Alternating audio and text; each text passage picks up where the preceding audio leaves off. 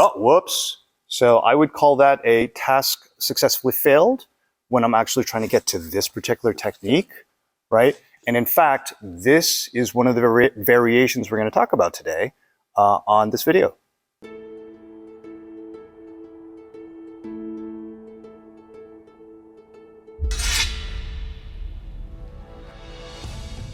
So last time, part one, we went through and we introduced the basic concept of the so-called pretzel technique. There's a lot of variations, and that is exactly what we're going to be talking about today. The variations, the counters, and also where does this stuff come from? We're trying to grow the channel, love to do more of these technical videos as well as actually getting into other material, things like rare books, things like this, be able to talk about very unique things related to swords and historical European martial arts. So if you'd like to help us grow, please like, share, and subscribe. And so if we want to get into the history of what we're about to show in terms of specific techniques, I think it's helpful to know that this is well documented in the German tradition, but it is certainly not limited to only the German tradition. So thanks and a shout out to Todd Elner 5283 and Shotgun Rider Sweden in the comments from the last video for pointing out this, as I was pretty sure, there are a number of Southeastern Asian traditions like silat that have elements that are very equivalent to what's actually documented here. So while this is sort of very popular from there's a lot of examples of this that show up in the medieval documentation in Europe. It's certainly not limited as a unique technique in martial arts, which is great because we can actually look at other martial arts and learn from them to see maybe best ways to actually train this, or actually other ways to actually get into this technique. In terms of the actual European and medieval tradition, so where does this stuff come from? Probably one of the earliest examples of this actually comes from Fiore. This is a military man and scholar who went and actually studied with purportedly both Italian and German masters from northern Italy. And so again, regionally, there's a lot of commonality in terms of region that we're going to hear about today. German, Italian, all of those regions. No such thing as Germany back then, so Holy Roman Empire is kind of what we're talking about. And if you are looking at Fiore, look specifically at the fifth scholar of the third remedy and the first scholar of the fourth remedy, for anybody who wants those references.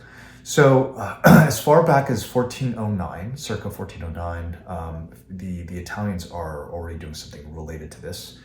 And then in the documented German tradition, as we mentioned last time, one of the earliest examples of this is in the so-called Bauman or Wallerstein manuscript, dates to around the 1500s and located in Augsburg, Germany. And it's an interesting source. Here I actually have a facsimile of it. So the original would have looked something very much like this with a number of illustrations, as you can see here. So, it's not a big book, If you get over to here, you can actually see how the image would have appeared, the image and text related to this technique. Again, 1500 or so is roughly when that particular source would dated from. And not long after, we have a couple of other sources, a so-called anonymous picture book or sketchbook from around 1512, located in Berlin. This has illustrations only. So this was created probably in preparation for a book by the next source.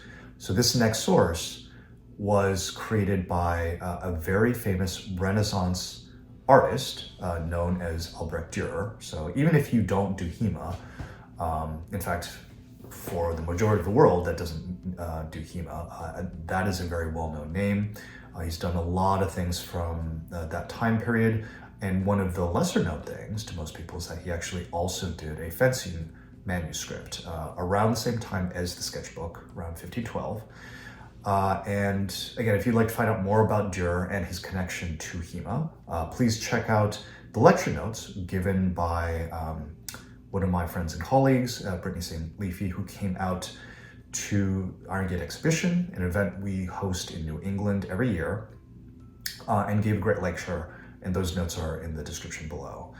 So we've talked about a couple of different regions: Northern Italy, Augsburg, Nuremberg, which is where Dürer is based. That particular source that he created actually now resides in Vienna, Austria, which is again still roughly in that same region. The next source that we'll talk about and illustrate today by a one Antonius Rast, circa 1553. And we're starting to get, by that point, further and further away from the medieval period, further and further away from the military aspect, and more into civilian actors and personas. So Rast was a sword polisher by trade, but actually also captain of a fencing guild, the Marksbrüder, for a couple of years. So, so that was definitely somebody who knew about fencing, wrote basically pulled together a manuscript with techniques, and one of which is, again, this pretzel technique, although his is actually pretty unusual, and we'll see that in a little bit in terms of his variation.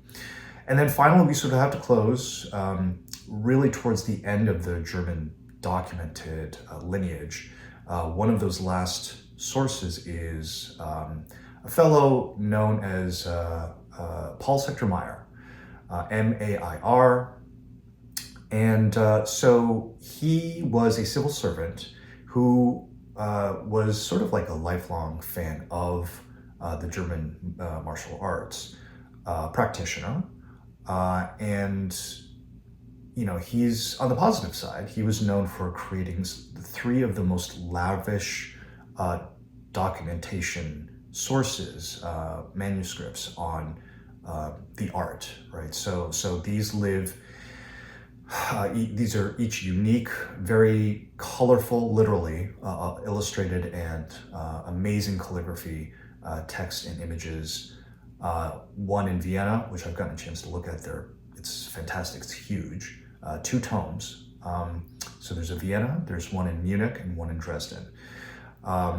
So the not so great part was, as a civil servant who had access to municipal funds, he unfortunately actually embezzled those funds to help produce those 3 lavish manuscripts that are held in those libraries. So he is unfortunately sort of the perfect HEMA cautionary tale. As tempted as we all are to spend a lot of our personal funds on one of our favorite activities, HEMA, just maybe try to not stray into embezzlement, because historically it doesn't end well. So that covers the different sources that we're going to be talking about today. So this next segment, you'll get a chance to see us actually walk through each one of these sources, and hopefully you'll be able to see the image next to roughly the position as we actually execute each one of these different variations of the so-called pretzel technique. Apologies about any potential audio issues. Here we go.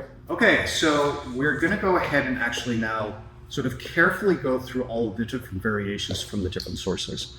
And we'll do our best to sort of like pose and kind of show how this kind of works relative to the actual images. So the very first one, what we've talked about from last week was actually, so what I would consider the Dürer variant. So if he cuts, I basically come here, and I'm not going to rack in front of the hilt. I actually come to here, or I come here to basically this position, right? So this is kind of like a nice, simple variant, like hands are up, and it actually a little bit more like an ox kind of position, yeah, like that. So this is roughly what Dürer basically looks like, and I think this may be a little bit here. So here's a kind of good starting point, and then we'll talk about variations from here. So when we do this again, if we remember, so if I enter and he actually does a little bit more of a front kind of position, it's a little bit easier for him to actually get here, right? And so this is what you see with Paul Sector Meyer, as well as the original, I think, Bauman illustration, where like he's actually sort of entering down here. I think that makes this sort of point up, like there, yeah. So we get sort of into this position prior to the actual cranking this way. Right? So we're kind of here. Okay, so that's another variation. So really the key thing is like, am I going here? Or am I going, ooh, sorry, careful, yeah. Or am I going here? Okay, so that's Bauman, Paul Meyer, and Dürer. And then the fourth guy, Rast, kind of says, so we'll do Rast, and then we're going to talk about the Berlin book, right? So Rast is kind of like, hey, I want to play this game. I don't want to go totally into like all this stuff. He actually just kind of wraps to here and just presents the point, right? So he's kind of like, why go through all this stuff? I can do a very simple wrap here where I can just present the point. So this is the Rast version. So the final version with longsword, and we'll get to Dusak and Messer after that, is if we switch positions here, the Berlin picture book, sketchbook, has a couple of fun situations where, as he cuts, this is where the, fail the test successfully happens. So from here, as I'm coming in, I may actually end up smacking in the head on the way, which is basically what's kind of pictured. And then even further from there, say, if I hit him, I'm going to continue to here. And I should then finish the throw basically to here, which is what you pretty much see in the picture book and the second picture. Okay? So those are all the sort of German longsword variations. And then a couple of quick notes about, another source which is contemporary to the German tradition, which was Fiore's Italian tradition. So rather than when he cuts actually coming immediately underneath to the outside, Fiore's plays seem to actually sort of start on the inside here. And a couple of options. One is like he just shoots here immediately, right? And kind of keeps this point in front of the opponent.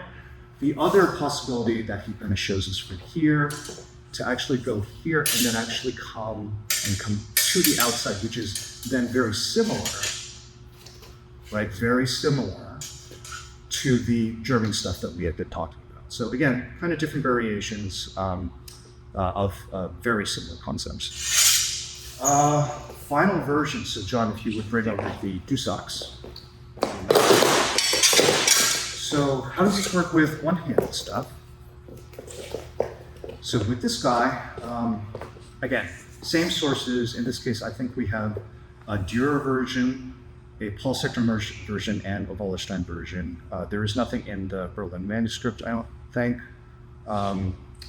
Am I missing anybody? Yeah, so it's those three. And they basically seem to be variations of from here, boom, to here. So one thing that's kind of interesting is rather than having the short edge, just like with the longsword against the neck, they actually cut it so that you have the long edge. And then you also have variations where like this can be just kind of here, but you can actually make it a little bit more extreme by cupping. And I think that's most of it, right? So again, these are sort of like all the different variations, variations on the theme of that original sort of Dürer concept. So even though there are these sort of like different variations, hopefully the key point is it's really fundamentally the same core technique. So now that we've actually gone through all the different variations on the theme of the actual core technique, just like last time we started to talk about counters, we did sort of a basic counter, which is mostly discussed in the Paul Meir version, where the big counter is basically a slice. So if we kind of set this up, here I'm starting to wrap over here, and what he does is he actually comes in, then puts me into this position where you can actually shove me your leg using that leverage from the slice. So very similar to that concept, rather than shoving me away, he can actually use that same leverage, but actually do it in a half sword kind of position and really lock me into position. So here, as I start to do the thing, boom, and so just so you can see it, it's going to look like this, and this basically puts me into that position that you see in the Bauman book. Okay? And then, so then the very final thing is rather than the Bauman version, there's actually the counter throw. Okay, so here we go. So here, as I start, he actually intercepts and actually comes to this position. And yep, so as he does this, like this hand gets locked. So, and then there's pressure on the shoulder to throw me backwards, and he's got his leg behind me. So you've got these points where if he turns, I'm basically gone. Okay. So again, 3 counters. Okay.